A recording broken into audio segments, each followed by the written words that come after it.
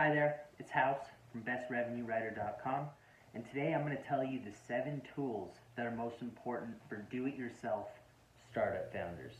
This is based on my own experience and also adapted to 2020. First one, hrefs or SEMrush, some sort of SEO tool to check your competitors' backlinks.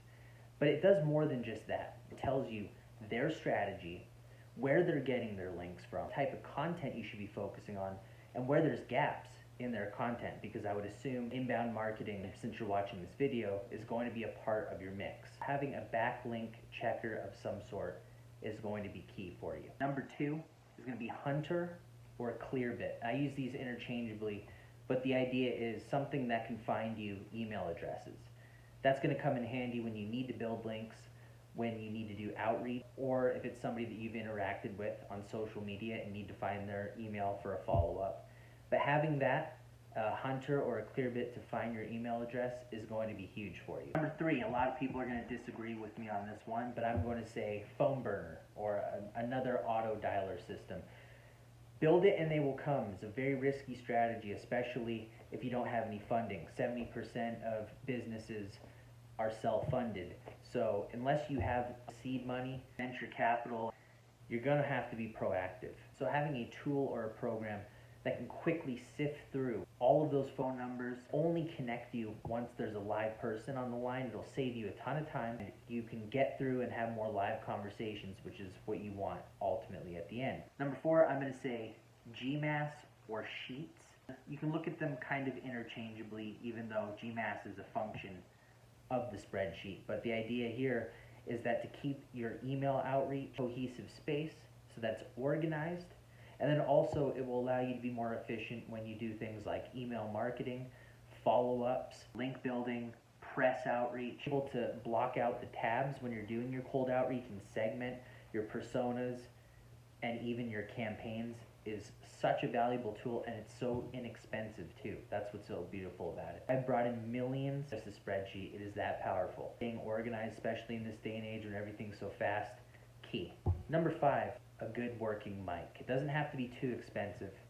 They have multiple options out there on Amazon if you do a little bit of research, but having clean, clear audio is huge in this day and age. Especially even if you're filming a video such as this, having crisp, clear audio. Many companies opting to use audio even as reporting tools and then attaching a transcript. Having that crystal clear audio is a game changer. I recommend is something like Grammarly or the Hemingway app, something that can check your language and tell you what read level that you're writing at.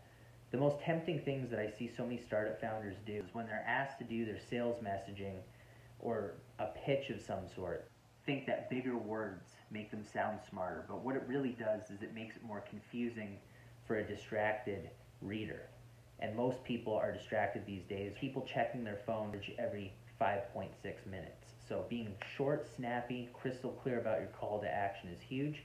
It also helps with analyzing the headline to know if your headlines need work. No matter what you write if nobody's clicking and reading your articles. Make sure that you're writing at a readable level. And the last one, I'm going to say something along the lines of Crunchbase or LinkedIn Sales Navigator. And the reason for that is being able to prospect and find the right people quickly and build lists very quickly is a underrated function of a revenue generation process.